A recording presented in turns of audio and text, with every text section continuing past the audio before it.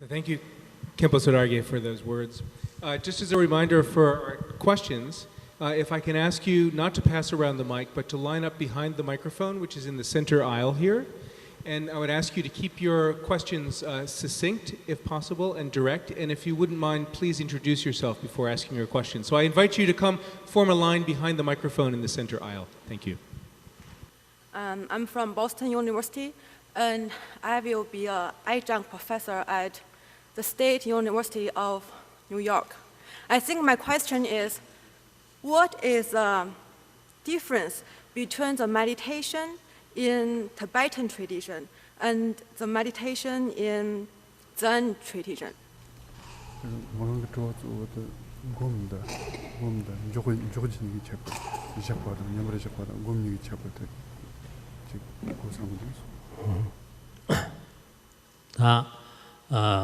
Gum jingjido tani ngotsu hoirna shangchip ko sim gum jing yonare derjin da nyarjib gum jing yonare derjin da tat yindang ga chekin sowi chota hoirna martagwa gum zikitana derjin da tangsan ina daga namjirwa yoga daga gum zikib gum jite dari namba mons onje tip gum ju nona namto gum jing yonare namto mayambab gum jing yonare Then sim nyambra jogzekida ta tarisha na rezere gomtavr namba rgogr tokken na sim tsikchig da tega nyamjigzeti ta namba kanda yanar namtok tamchit chop chapagam gunun shi kiryongdana ta tari tsikchig den jogyore kantar yang nika de yang gomgo konsuk to na chokoyore.